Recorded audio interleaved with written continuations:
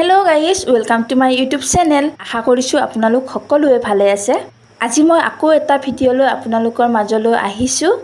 আশা কৰিছোঁ আপোনালোক সকলোৱে চাই ভাল পাব।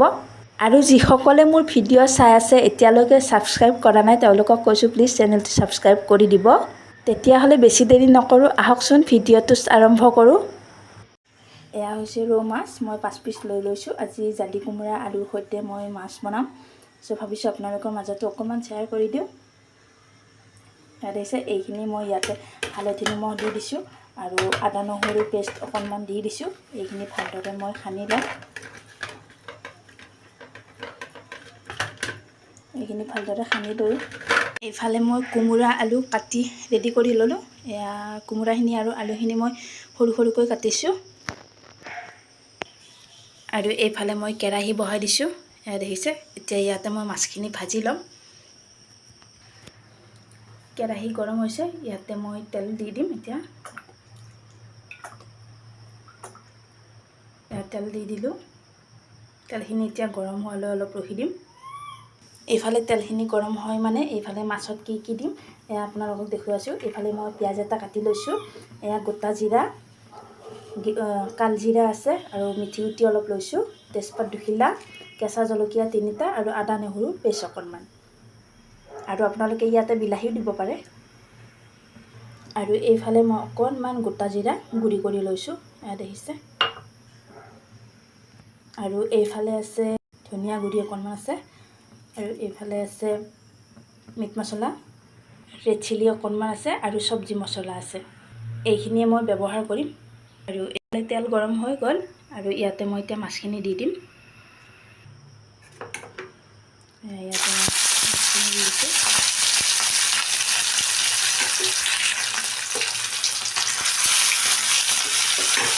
এয়া হৈছে ৰৌ মাছ, আমাৰ ঘৰৰ পুখুৰীৰ হয়। এইফালে তলৰ ফালে মাছটো হৈ গ'ল আৰু এইফালে মই এতিয়া এইখিনি উলটাই দিম লাহেকৈ। দেখিছে। এইফালে মাছখিনি উলটাই দিলোঁ। এইটো চাইড হৈ গৈছে।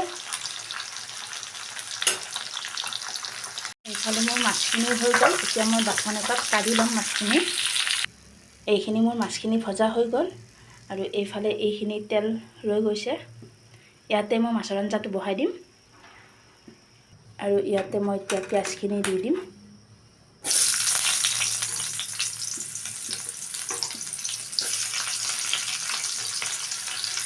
পিঁয়াজখিনি দি দিলোঁ, তেজপাত দি দিলোঁ আৰু এইফালে মিঠি গুটি, কালজিৰা আৰু গোটা জিৰাখিনি দি দিছোঁ একেলগে। আৰু এইখিনি এতিয়া মই গোল্ডেন কালাৰ নোহোৱালৈকে ভাজি থাকিম।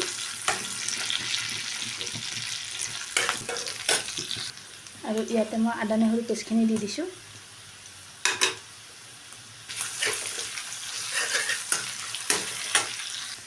আৰু এইখিনি ৰঙচুৱা হৈ গৈছে আৰু ইয়াতে মই কেঁচা জলকীয়া 3টা কাটি দিছোঁ। এয়া দেখিছে। আৰু ইয়াতে মই এতিয়া কাটি ৰখা কোমোৰা জালিখিনি আৰু আলুখিনি দি দিছোঁ ঢালি।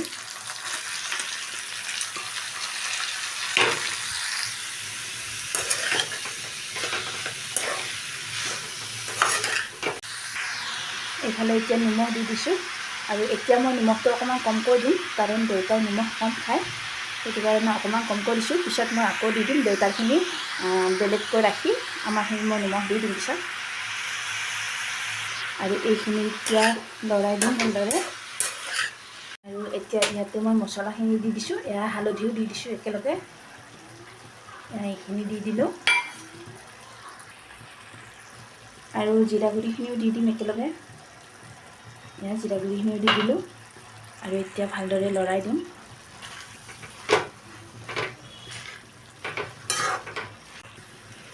এতিয়া এইখিনি ভালদৰে লৰা হৈ গ'ল আৰু এইখিনি মই এতিয়া অকণমান টাইম কম জুইত ঢাকনিখন মাৰি দিম। এয়া মই ঢাকনিখন দি দিলোঁ আৰু এইফালে মই ঢাকনি গুচাই দিলোঁ। এয়া দেখিছে। আৰু এইখিনি মোৰ ভাজি লোৱা হৈ গ'ল আৰু ইয়াতে মই এতিয়া গৰম পানী দি দিম। আৰু আমাৰ ঘৰত যিহেতু 4জন মানুহ, তো সেইকাৰণে মই 4জন মানুহৰ পানী দি দিছোঁ জোখত। আৰু আপোনালোকে যিমানখিনি পাৰে দিব, কাৰণ আপোনালোকৰ যদি ঘৰত মানুহ বেছি তেনেহ'লে অকণমান বেছিকৈ পানী দিব। আৰু আঞ্জাটো যিহেতু উতলিব লাগিব ভালদৰে, মই ইমানখিনি দি দিছোঁ।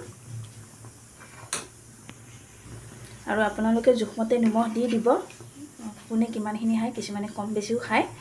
তো সেইটো কাৰণে ইয়াতে মই এতিয়া নিমখ কমকৈ দিছোঁ, কাৰণ দেউতাৰ কাৰণে মই ইয়াৰ পৰা অকণমান উলিয়াই ৰাখিম। উলিয়াই লৈ আমাৰখিনিত অকণমান নিমখটো দি দিম, কাৰণ দেউতাই নিমখ নাখায়, আপোনালোকে জানেই। এতিয়া আঞ্জাটো উতলিব দিম ভালদৰে। এতিয়া যিহেতু আঞ্জাটো উতলি আছে, তো সেইকাৰণে মই মাছখিনি এপিচ এপিচকৈ দি দিম ইয়াতে।